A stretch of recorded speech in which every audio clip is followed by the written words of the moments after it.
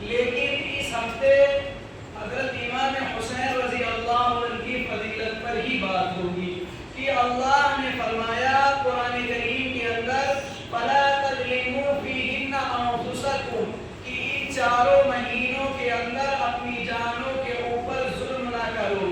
کفار مکہ جو تھے ان چاروں مہینوں کا احترام کرتے تھے، رجب المرجب اور رمضان ذی القعدہ، رجب المرجب اور محرم، ذی القعدہ اور ذی الحجہ، ان چاروں مہینوں کی عظمت و حرمت کفار مکہ بھی کیا کرتے تھے۔ اور نبی نے فرمایا افضل الصیام بعد رمضان شہر اللہ المحرم، محرم الحرام کے روزے رمضان المبارک کے بعد سب سے افضل روزے محرم الحرام کے ہیں۔ جب حضرت معاویہ رضی اللہ عنہ کے بعد یزید جو ہے تخت نشین ہوا تو حضرت حسین رضی اللہ عنہ نے اس کو خلافت کے اعلیٰ منصب نہ سمجھا۔ حضرت حسین رضی اللہ عنہ نے جب اس کو اہل منصب نہ سمجھا تو یہیں سے یزید اور امام حسین رضی اللہ عنہ کا اختلاف شروع ہو جاتا ہے۔ حضرت حسین رضی اللہ عنہ اس کے ہاتھ پر بیعت نہیں کرتے ہیں تو حضرت حسین رضی اللہ عنہ کو کوفہ والے خط لکھ رہے تھے کہ حسین آپ آ جائیے، تو حضرت حسین رضی اللہ عنہ نے اپنے وکیل حضرت مسلم بن عقیل رضی اللہ عنہ کو پہلے کوفہ بھیجا وہاں کا محاصرہ کرنے کے لیے، جائیے آپ دیکھ کر آئیے کہ وہاں کے لوگ کیسے ہیں اور وہاں کی فضا کیسی ہے، لوگ آپ کے ساتھ کس طریقے کے ساتھ پیش آتے ہیں۔ اب حضرت مسلم بن عقیل رضی اللہ عنہ مدینہ المنورہ سے نکلتے ہیں اور وہ چلے آتے ہیں۔ جب حضرت مسلم بن عقیل کوفہ پہنچتے ہیں تو یہ کوفہ والے جو تھے ان کو جو ہے جب پہنچتے ہیں تو مرحبا مرحبا خوش آمدید کے نعرے لگاتے ہیں، آئیے آپ کا ویلکم ہے، آپ کا سواگت ہے ہمارے دربار میں، جسے اردو میں خوش آمدید کہتے ہیں اور عربی میں مرحبا کہتے ہیں۔ یہ لوگ یہ نعرے لگاتے ہیں۔ حضرت مسلم بن عقیل رضی اللہ عنہ ان لوگوں کی عادت دیکھ کر فوراً خط لکھ دیتے ہیں حضرت حسین کو۔ حضرت حسین کو خط لکھتے ہیں کہ آپ کوفہ آ جائیے، کوفہ کے لوگ آپ کے ہاتھ پر بیعت کرنے کے لیے تیار ہیں اور یہاں کے لوگ آپ سے بڑی محبت کرتے ہیں۔ اب سیدنا امام حسین رضی اللہ عنہ نے جب حضرت مسلم بن عقیل کا خط دیکھا تو انہوں نے بھی سوچا کہ چلو اب کوفہ چلتے ہیں، تو حضرت مسلم بن عقیل رضی اللہ عنہ حضرت حسین کے آنے سے پہلے حضرت مسلم بن عقیل رضی اللہ عنہ جو تھے کوفہ پہنچے تھے۔ اب ان لوگوں کو پتا چلا یزید جو ہے اپنے چہرے پر نقاب ڈال کر کوفیوں کے درمیان ان کی بھیڑ میں گھس گیا اور لوگوں کو پتا بھی نہیں چلا کہ یزید آ گیا ہے۔ اب جب یزید آ گیا تو اس نے اپنا نقاب اتارا تو کوفیوں کے دل جو تھے وہ دیکھ کر خوف ڈر کی وجہ سے بیدار ہو گئے، وہ لوگ ایک دم کانپ اٹھے۔ کوفی جو تھے یزید کو دیکھ کر کانپ گئے جب اس نے اپنا نقاب اتارا۔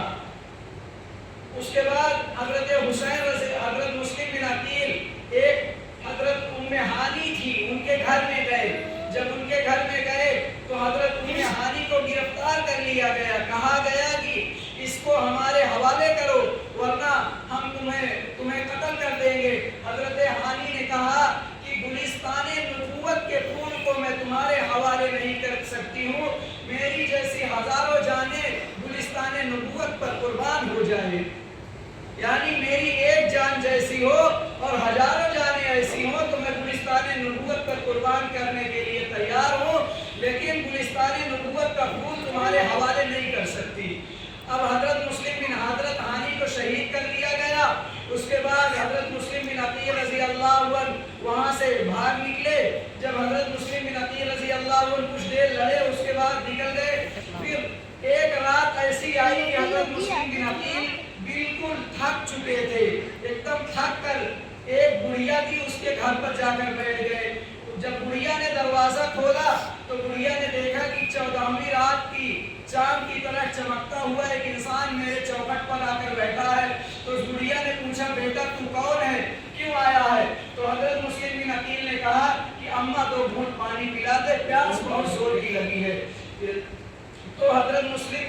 کو پانی دیا گیا. اس بڑھیا سے حضرت مسلم بن عقیل نے بتایا کہ میں حضرت حسین رضی اللہ عنہ کا وکیل ہوں, میرا نام مسلم بن عقیل ہے. تو بڑھیا نے اس کو امان دے دی اپنے گھر میں.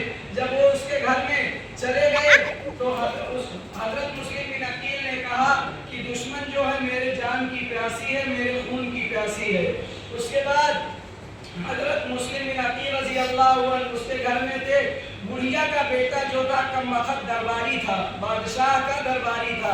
اس نے جا کر مخبری کر دی. اب جب مخبری کر دی تو بادشاہ نے بڑھیا کے گھر میں گھیراؤ ڈلوا لیا, پورے گھر کا محاصرہ کروایا. اس کے بعد بڑھیا کو پہلے ہی شہید کر دیا گیا. حضرت مسلم بن عقیل کو شہید کرنا چاہا, لیکن حضرت مسلم بن عقیل ان کے حوالے نہیں ہوئے, ان سے لڑا. حضرت مسلم بن عقیل نے یزید کے دربار میں لایا گیا حضرت مسلم بن عقیل کو. کافی دیر تک حضرت مسلم بن عقیل نے اکیلے ڈٹ کر مقابلہ کیا. آخرکار نعوذ باللہ ظالموں نے حضرت مسلم بن عقیل کو شہید کر ڈالا. اب حضرت مسلم بن عقیل شہید ہو گئے. اس کے بعد وہاں سے مدینہ المنورہ سے حضرت حسین رضی اللہ عنہ اپنے نانا کی مزار پر جا کر آخری حاضری دیتے ہیں اور اپنے نانا کی مزار سے لپٹ کر روتے ہیں اور نانا سے کہتے ہیں, نانا آپ کی مزار مقدس کو چھوڑنے کا دل نہیں کرتا, لیکن نانا آپ ہی کی تعلیم ہے کہ اگر نانا کا دین خطرے میں ہو تو نانا کی مزار کو چھوڑنا عبادت ہے. حضرت حسین رضی اللہ عنہ نے ہم لوگوں کو یہ پیغام دیا کہ اگر نبی کی مزار کے پاس رہتے ہو, اگر نبی کا دین خطرے میں ہو تو نبی کی دین کی مزار کو چھوڑ دو اور نبی کی دین کی حفاظت کرو. حضرت مسلم بن عقیل, حضرت حسین رضی اللہ عنہ پھر اس کے بعد آتے ہیں. لوگ جو ہیں انہیں روکتے ہیں. ابن عباس رضی اللہ عنہ جو حضرت عباس اللہ کے رسول کے چچا کے بیٹے تھے, ابن عباس رضی اللہ عنہ روکتے ہیں. کہتے ہیں ابن عباس اگر حسین میرے روکنے سے رک جاتا تو میں حسین کے سر کے بالوں کو پکڑ کر زمین پر بیٹھا دیتا, میں حسین کو جانے نہ دیتا. لیکن مجھے یہ بات بہت اچھے طریقے سے پتہ تھی کہ حسین میرے روکنے سے رکے گا نہیں. بعض صحابہ نے روکا, بڑے بڑے صحابہ اس وقت موجود تھے. ان لوگوں نے ابو سعید خدری جیسے, زید بن ارقم جیسے صحابہ موجود تھے. نبی کے دور کے وہ صحابہ بوڑھے ہو چکے تھے, وہ صحابی موجود تھے. حضرت انس بن مالک رضی اللہ عنہ جنہوں نے رسول اللہ کی خدمت جو ہے 30 یا 40 سال تک کی تھی, وہ بھی موجود تھے. انہوں نے بھی منع کیا, لیکن حضرت حسین رضی اللہ عنہ نے کسی کی ایک نہیں سنی. حضرت حسین نے کہا کہ اگر نانا کا دین خطرے میں ہے تو اس کی حفاظت کرنا نانا کے بیٹوں کی ذمہ داری ہے. حضرت یعنی ساری امت کی ذمہ داری ہے, صرف نانا کے بیٹوں کی خاص کر ذمہ داری نہیں ہے میرے بھائیوں, ہم سب کی بھی ذمہ داری ہے. اگر ہمارے نبی کا دین خطرے میں ہو تو ہمیں حفاظت کے لیے نکلنا پڑے گا. اس کے بعد حضرت حسین رضی اللہ عنہ 27 رجب المرجب 40 ہجری کو مدینہ المنورہ سے نکلتے ہیں ایک قافلہ لے کر. 72 آدمیوں کا ایک لشکر ہوتا ہے جس میں عورتیں ہوتی ہیں, بچے ہوتے ہیں, بوڑھے مرد سب ہوتے ہیں 72 میں. حضرت حسین رضی اللہ عنہ اپنی ساری اولاد کو لے کر نکلتے ہیں. اس میں ایک لڑکا حضرت حسن رضی اللہ عنہ کا بھی ہے. حضرت حسین کے بڑے بھائی حضرت حسن رضی اللہ عنہ کا ایک لڑکا ہے. اس لڑائی میں وہ بھی شہید ہوا ہے. اس کے بعد یہ لوگ نکلتے ہیں. اب بتائیے اسی 27 رجب المرجب کو نانا جو ہے معراج کی رات پر جا رہے ہیں, یعنی اللہ سے ملاقات کرنے نانا جا رہے ہیں. نبی معراج پر جاتے ہیں اور نواسہ شہادت کی معراج پر اسی رات کو جا رہا ہے.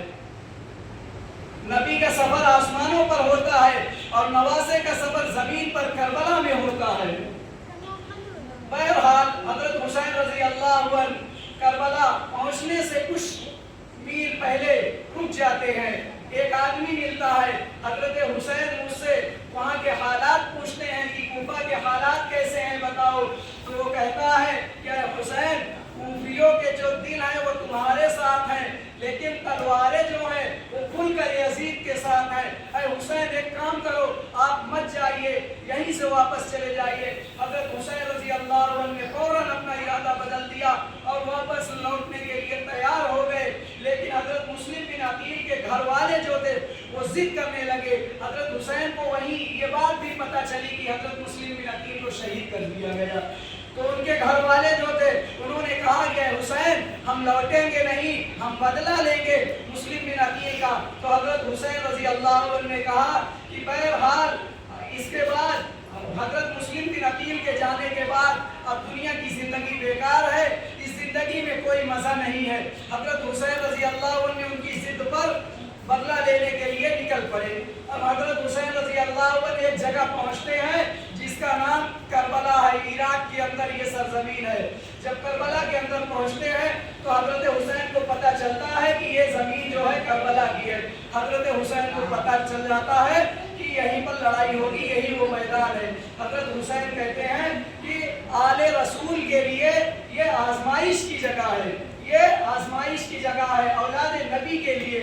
اس کے بعد حضرت حسین رضی اللہ عنہ آتے ہیں اور دشمن بھی آ جاتے ہیں, پھر لڑائی ہوتی ہے, ایک ایک کر کے بھیجا جاتا ہے. ایک تھے حضرت برید رضی اللہ عنہ, بوڑھے ہو چکے تھے. حضرت برید رضی اللہ عنہ ایک ایک آدمی جاتا تھا, لڑتا تھا, اس کو ختم کر دیتے تھے. 1 بائی 1 40 کو ختم کر دیا حضرت برید رضی اللہ عنہ نے. جب 40 کو ختم کر دیا تو یزید نے کہا اے حسین اب یہ ایک ایک والا معاملہ نہیں چلے گا, بلکہ تمہارا ایک اور ہمارے سب. حضرت حسین رضی اللہ عنہ نے میرے بھائیوں اس پر بھی کہا ٹھیک ہے, ہم تیار ہیں. اس کے بعد تھوڑی دیر کے بعد حضرت برید رضی اللہ عنہ کو ایک جماعت آئی, اس نے مل کر حضرت برید مقابلہ کرتے گئے. آخرکار حضرت برید کو پوری جماعت نے مل کر شہید کر دیا. اب حضرت برید جب ان کی جان نکلنے کو آئی تو حضرت حسین ان کے آگے تھے. تو حضرت حسین کو کہا کہ اے حسین سامنے سے ہٹ جا, آسمانوں پر مجھے محمد کا چہرہ نظر آ رہا ہے. کہہ دو صلی اللہ علیہ وسلم, آسمانوں پر مجھے محمد صلی اللہ علیہ وسلم کا چہرہ نظر آ رہا ہے. اس کے بعد حضرت حسین رضی اللہ عنہ نے میرے بھائیوں ان لوگوں سے ایک خطاب فرمایا, ایک وعد کی, ایک نصیحت کی ان کو. حضرت حسین نے کیا نصیحت کی؟ حضرت حسین کا یہ خطبہ اتنا پر اثر تھا, اتنا پر اثر تھا کہ حضرت مولانا عطا اللہ شاہ بخاری رحمہ اللہ کہتے ہیں اگر پہاڑوں کو سنایا جاتا تو پتھر موم بن جاتے, اگر پتھروں کو سنایا جاتا تو وہ بھی نرم ہو جاتے, اگر زمین کو سنایا جاتا تو وہ شک ہو جاتی, اگر بادلوں اور آسمانوں کو اس کا خطبہ سنایا جاتا حسین کا تو وہ جو ہے بارش کی برسات کرنے لگتے. اتنا پر اثر تھا.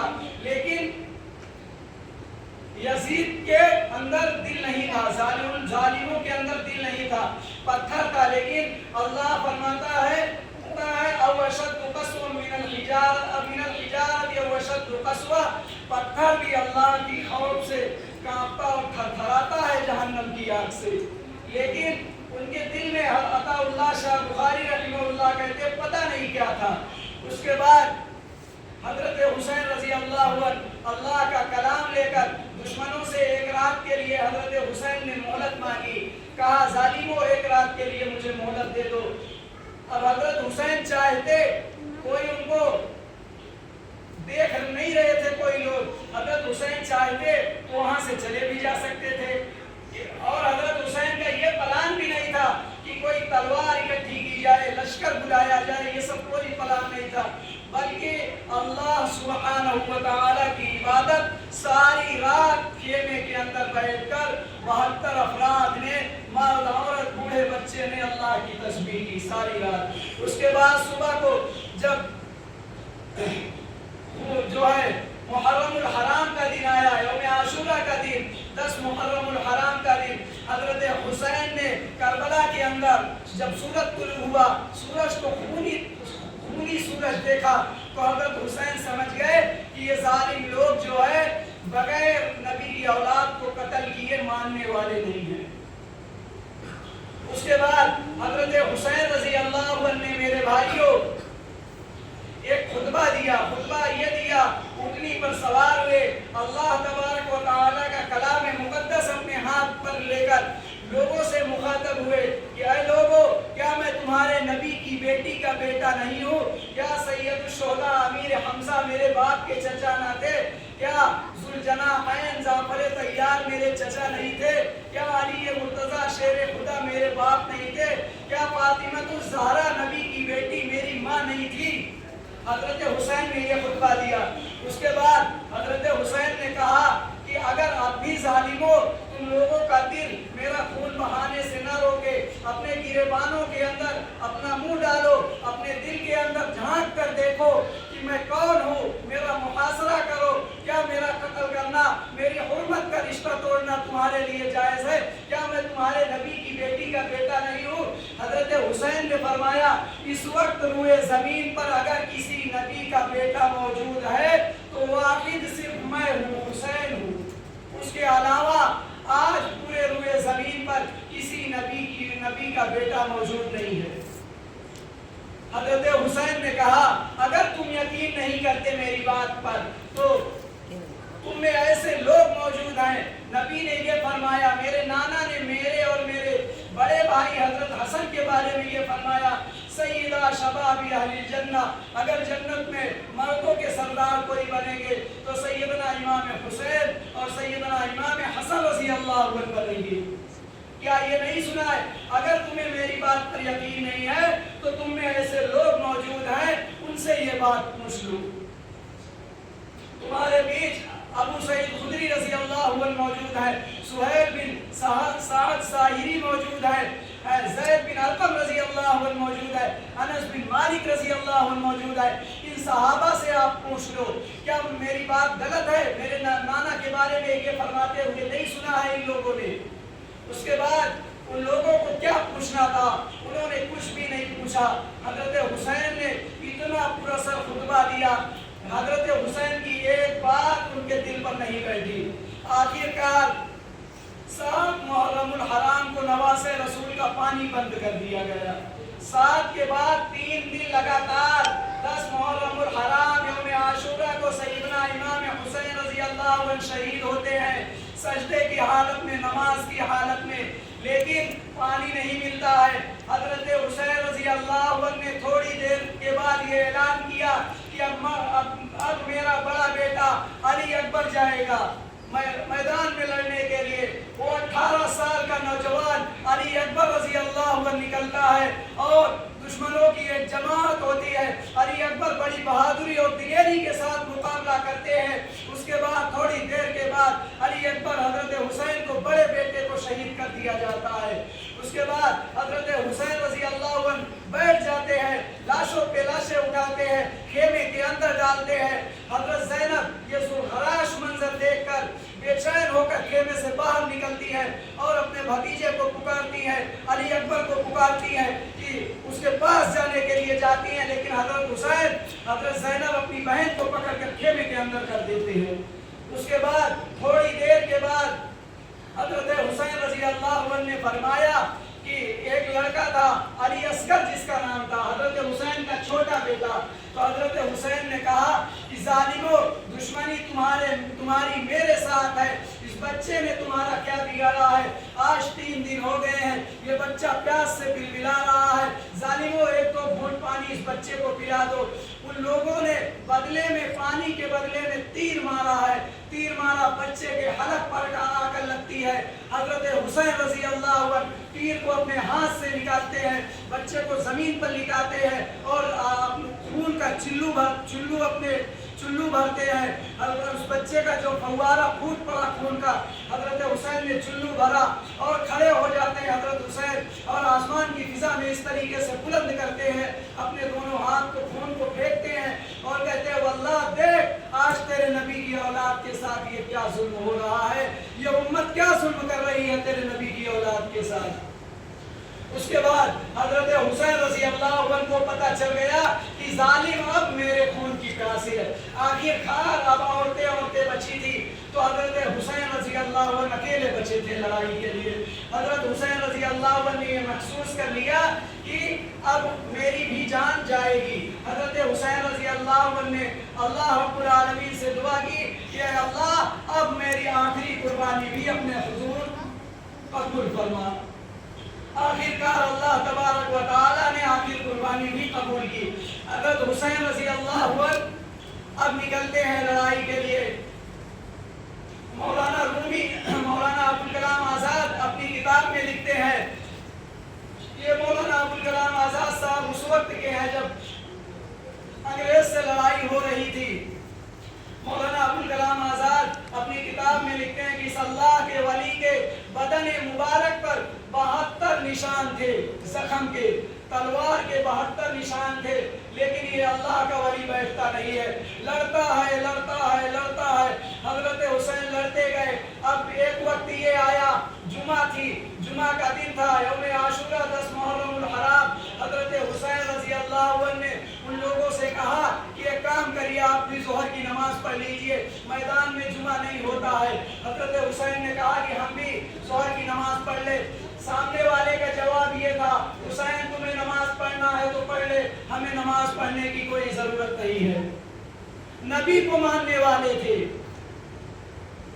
اس کے بعد جواب کیا دے رہے ہیں؟ حسین تمہیں نماز پڑھنا ہے تو پڑھ، ہمیں نماز پڑھنے کی کوئی ضرورت نہیں ہے۔ حضرت حسین رضی اللہ عنہ سجدے کے اندر جاتے ہیں۔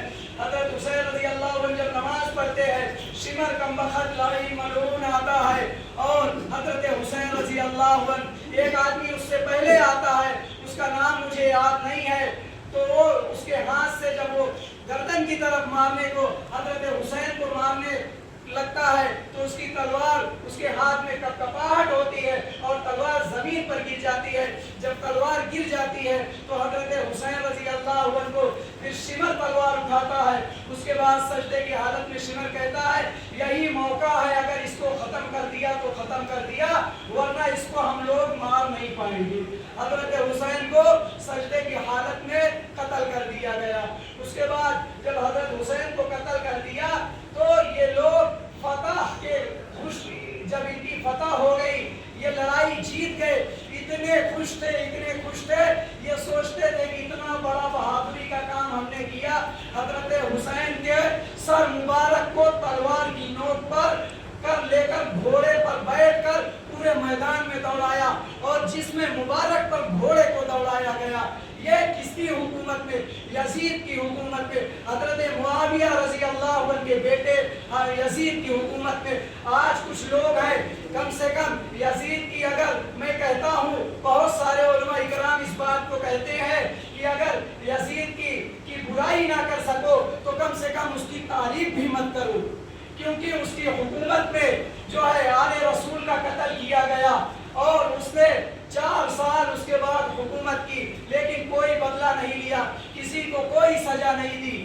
آج لوگ جو ہے اس کے نام پر رضی اللہ عنہ لگا دیتے ہیں، اور وہ پیدا کب ہوا؟ نبی کے فوت ہو جانے کے بعد، تب کہاں سے وہ صحابی ہو گیا؟ صحابی اسے کہتے ہیں جو رسول اللہ کو ایمان کی حالت، ان کے ہاتھ پر ایمان لایا ہو رسول اللہ کے، اور ایمان ہی کی حالت میں اس دنیا سے رخصت ہو گیا ہو، اس کو صحابی کہتے ہیں۔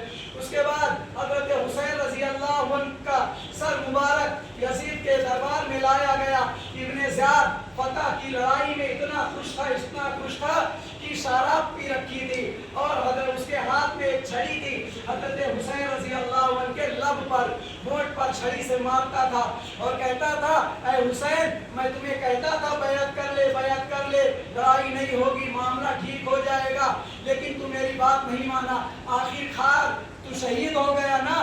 حضرت زید بن ارقم رضی اللہ عنہ جلیل القدر صحابی، اور ابو سعید خدری جلیل القدر صحابی وہاں موجود تھے۔ زید بن ارقم رضی اللہ عنہ بوڑھے صحابہ تھے، یہ 2 صحابہ موجود تھے وہاں۔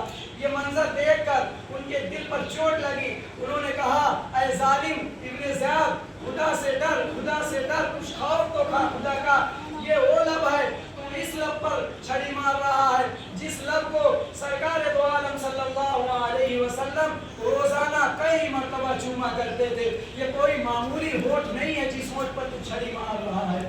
اس کے بعد حضرت زینب نے یہ منظر دیکھا، حضرت زینب خیمے سے باہر نکلتی ہیں اور اپنے نانا کو پکار کر کہتی ہیں، اے محمد صلی اللہ علیہ وسلم، تجھ پر درود و سلام، تجھ پر فرشتوں کا درود و سلام ہو، تجھ پر اللہ کا سلام ہو، ساری امت کا سلام ہو۔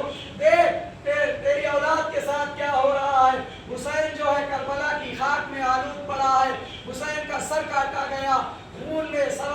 حسین اس کے اوپر خاک پڑ رہی ہے، اس کے ہونٹ کو، جس ہونٹ کو آپ چوما کرتے تھے، اس پر اس کو گھوڑے کی نوک، تلوار کی نوک پر اٹھایا گیا ہے۔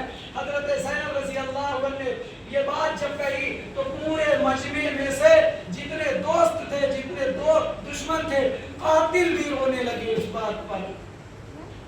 میرے بھائیوں، اللہ تبارک و تعالی ہم سب کو عمل کرنے کی توفیق عطا فرمائے اور سیدنا امام حسین رضی اللہ عنہ کے نقش قدم پر ہم سب کو چلائے۔ قتل حسین اصل میں مرگ یزید ہے، قتل حسین اصل میں مرگ یزید ہے۔ اسلام زندہ ہوتا ہے ہر کربلا کے بعد۔ وما علینا الا البلاغ۔